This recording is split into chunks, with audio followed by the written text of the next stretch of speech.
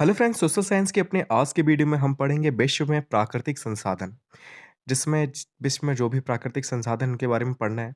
जिसमें सबसे पहले हम पढ़ेंगे फॉरेस्ट के बारे में, यानी कि वनों के बारे में। ठीक है। वैसे तो जितने भी चैप्टर हैं इस बार ज्योग्राफी में काफ़ी बोरिंग टाइप के हैं।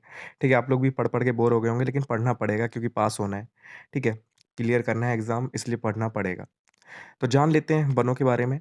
वन जो है वो मानव के लिए बड़े उपयोगी हैं। समस्त पृथ्वी के लगभग 30% भाग में वन आच्छादित है। अगर पूरे पृथ्वी की हम बात करें तो उसमें लगभग 30% भाग है जहाँ पर वन हैं। ठीक है। इन वनों में मुलायम व कठोर लकड़ियाँ, ईंधन व औद्योगिक लकड़ियाँ, वृक्षों की जड़ें, वृक्षों की छालें, पत्ते, औषधियों, सुपारी, रेशे, वृक्षों के तने आदि वस्तुएं प्राप्त होती हैं।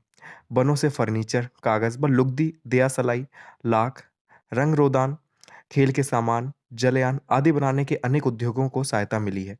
ठीक है, तो फ़ॉरेस्ट के बारे में आप लिख सकते हैं, वनों के बारे में कि वन कितने उपयोगी होते हैं, आप सभी जानते हैं, वनों से ऑक्सीजन मिलती है। ठीक है। और अगर बात करें पूरी पृथ्वी की तो 30% भाग पर वन आच्छादित है। ठीक है, लेकिन जैसे-जैसे इंडस्ट्रीज़ वगैरह लग रही हैं, हम वनों को काटते जा रहे हैं, जो हमें नहीं करना चाहिए क्योंकि आगे हमें बहुत ज़्यादा दिक्कत होने वाली है। इन वनों में मुलायम कठोर लकड़ियाँ मिल जाती हैं, ईंधन मिल जाता है।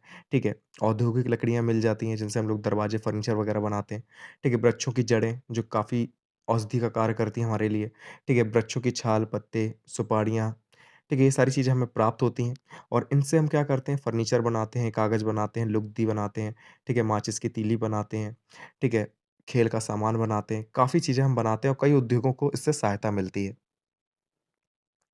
भारत में अगर बात करें तो निम्न प्रकार के वन पाए जाते हैं, इनकी हेडिंग याद कर लेना। पहला है आपका भूमध्यरेखीय उष्ण आर्द्र या सदाबहार वन। ठीक है, अगर हम सदाबहार वनों की बात करें तो इनका विस्तार जो है भूमध्य रेखा के दोनों ओर 5 डिग्री उत्तर और 5 डिग्री दक्षिण अक्षांश के मध्य में है। ठीक है, तो यहाँ पर ज़्यादा गर्मी पड़ेगी, तो बारिश ज़्यादा होगी तो सदाबहार वन यहाँ पे पाए जाते हैं। ठीक है, ये मुख्यतः दक्षिण अमेरिका में अमेज़न नदी घाटी का जो बेसिन है, वो मध्य अमेरिका, अफ्रीका में कांगो नदी बेसिन, एशिया में दक्षिणी द्वीप समूह आदि क्षेत्रों में पाए जाते हैं। ठीक है, अगर इनकी बात करें हम कि कहाँ-कहाँ पाए जाते हैं, तो दक्षिण अमेरिका में जो अमेज़न नदी की जो घाटी का है, ठीक है, वहाँ पर ये पाए जाते हैं। मध्य अमेरिका में पाए जाते हैं। अफ्रीका की बात करें तो कांगो नदी का जो बेसिन है, वहाँ पाए जाते हैं। एशिया में बात करें तो दक्षिण-पूर्वी जो द्वीप समूह है, इन क्षेत्रों में इस प्रकार के वन पाए जाते हैं। ठीक है, इन वनों में कौन-कौन से पौधे मिलते हैं, तो महोगनी, रोज़वुड, आबनूस, सागौन, बाँस, सिनकोना, रबड़, केला, नारियल आदि के वृक्ष यहाँ पर उगते हैं। ठीक है, जो थोड़े अलग लग रहे हैं, इनके नाम याद कर लेना, जैसे महोगनी, रोज़वुड, आबनूस हो सकता है पूछ ले ये किसके एग्ज़ाम्पल हैं। तो भूमध्यरेखीय उष्ण आर्द्र सदाबहार वनों के ये एग्ज़ाम्पल हैं।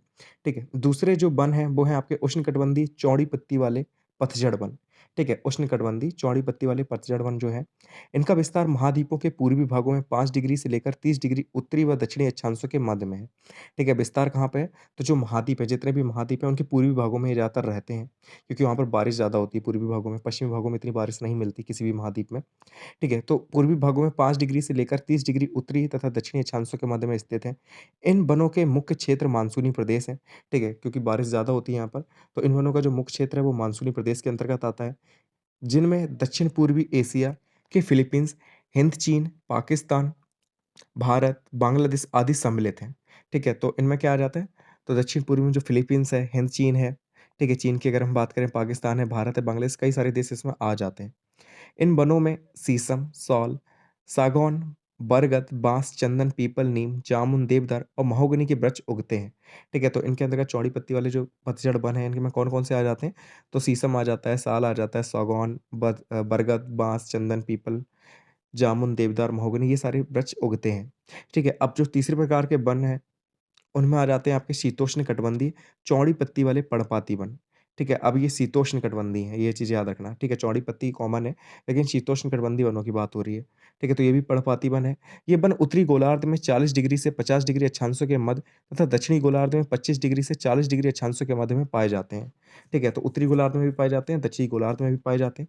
इनके क्षेत्रों की बात करें तो एशिया में चीन, जापान, कोरिया, अमेरिका में पूर्वी संयुक्त राष्ट्र अमेरिका, कनाडा, सेंट लॉरेंस बेसिन जो है वहाँ पर और पश्चिमी यूरोप में ये स्थित हैं। ठीक है? यहाँ पर ये वन पाए जाते हैं। कहाँ-कहाँ पर? तो एशिया में बात करें तो चीन, जापान, कोरिया में। ठीक है? अमेरिका में बात करें तो कनाडा में सेंट लॉरेंस का जो बेसिन है तथा पश्चिमी यूरोप में ये पाए जाते हैं। इन वनों में कौन-कौन से पौधे आते हैं? तो chestnut, hemlock, maple, oak, birch, pine, जैतून, यूकेलिप्टिस आदि उगते हैं। ठीक है, तो इन वनों में कौन-कौन से पौधे आते हैं? तो चेस्टनट है, हेमलॉक है, मैपल है, काफ़ी फेमस है मैपल कनाडा में, ओक है, बर्च, पाइन, जैतून, यूकेलिप्टिस आदि आते हैं। नींबू, अनार, नारंगी, अंगूर आदि फलों के वृक्ष भी उगते हैं।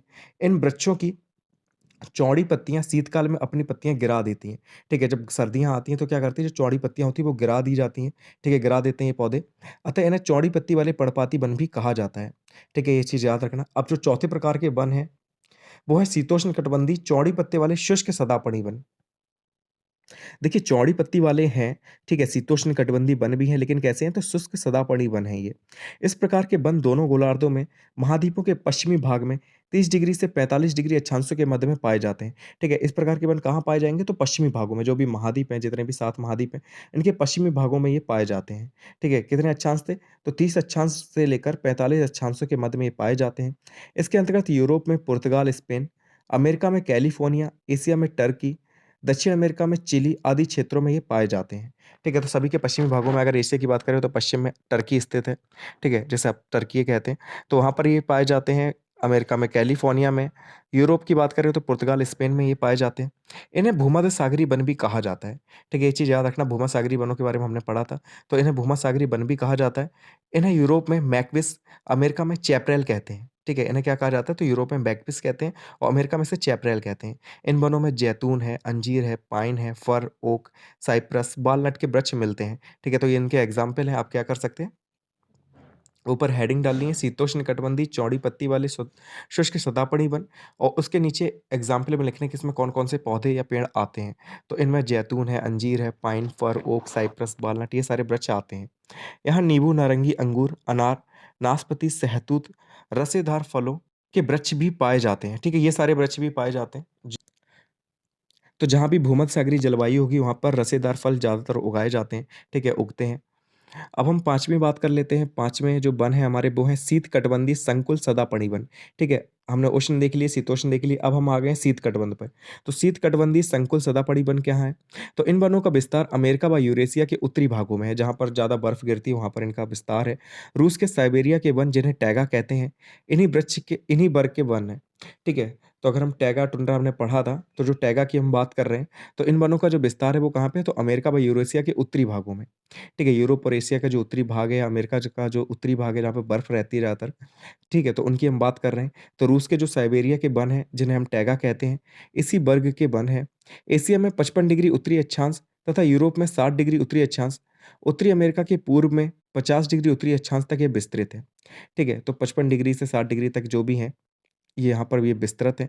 अगर इन वृक्षों की पत्तियों की बात करें तो नुकीली होती है, इसलिए इसे संकुल या कोणधारी कहते हैं हम लोग, ठीक है? क्योंकि पत्तियाँ काफ़ी नुकीली होती हैं, इन पे बर्फ टिक नहीं पाती। इन वृक्षों में झाड़-झंखाड़ नहीं मिलते, ठीक है? झाड़ियाँ-वाड़ियाँ इतनी ज़्यादा नहीं मिलती देखने को, ठीक है? तो ये हो गई शीतकटिबंधीय संकुल सदापड़ी वनों की, ठीक है? तो इस टॉपिक में इतना ही है। अब हम नेक्स्ट टॉपिक में पढ़ेंगे मनुष्य की आवश्यकता एवं प्राकृतिक संपदा का उपयोग, ठीक है? तो देखेंगे कौन-कौन सी आवश्यकताएँ होती हैं, आवश्यकता का अर्थ क्या है, विशेषताएँ क्या हैं और क्या-क्या प्राकृतिक संपदा है, क्यों हमें बचानी है? तो इन सब की चीज़ों के बारे में हम पढ़ेंगे नेक्स्ट वीडियो में। तो फिर मिलते हैं। Thank you so much for watching this video.